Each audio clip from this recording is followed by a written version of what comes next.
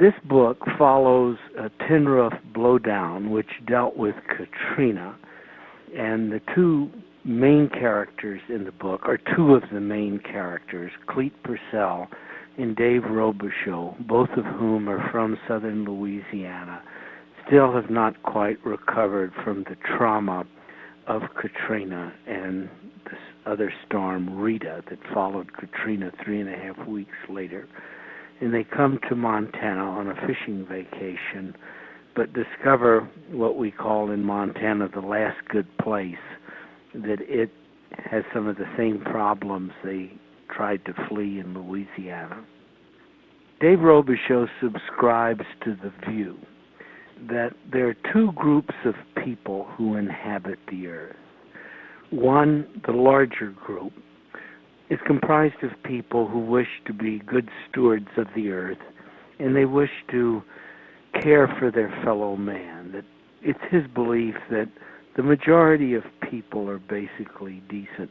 There's another group, however, smaller in number, yet far more cunning, and their design is otherwise. And these are people who seek power and dominion over their fellow man. That's essentially what the story is about, but I think that's also essentially what human history is about.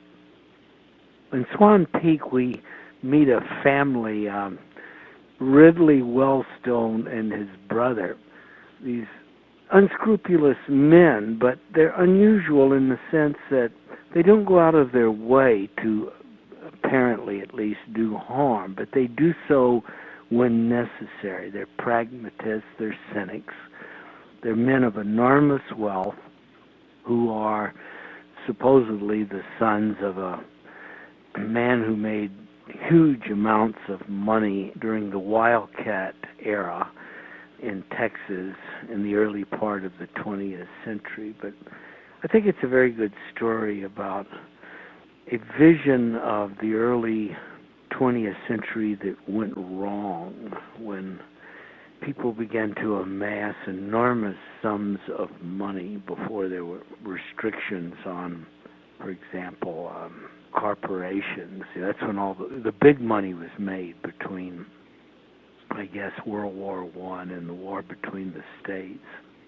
We see the residual effects of that kind of greed at work in this book.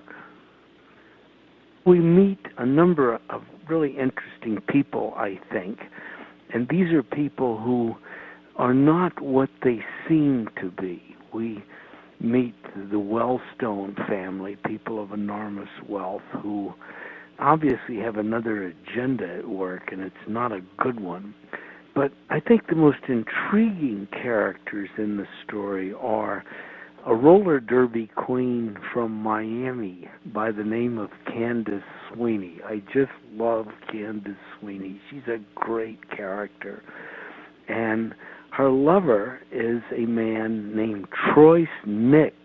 He was a guard at Abu Ghraib prison in Baghdad, was kicked out of the army for his behavior there, comes to Texas and becomes a gun bull and a founding officer of a contract prison way the heck in going out in West Texas.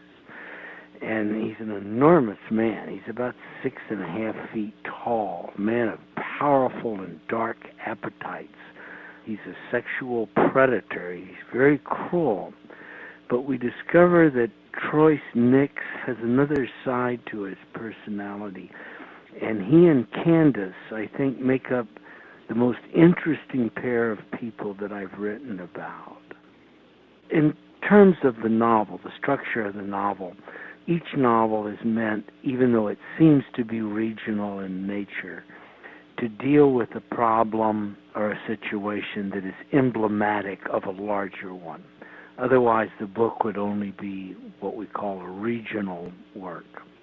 So even though I write about a microcosm in Louisiana or Texas or wherever the book is set in the American West, the story is intended to be larger. So the story is ultimately us. The inspiration for the book, I think, lies in some of the environmental challenges that surround us today. I mean, we're finally conceding the fact that some enormous changes are taking place around the globe in terms of our weather, our supply of natural resources, the quality of our air, and to my mind, most important, the amount of water that is going to be available to us. We can do without lots of things, but water is not one of them. And Dave Robichaux, in a couple of other books, makes the observation that wars of enormous importance are usually fought in places nobody cares about. And in my mind, at least, Louisiana and Montana share many similarities, one of which is the fact that both are very stressed now environmentally. And much of that stress has to do with extractive industries.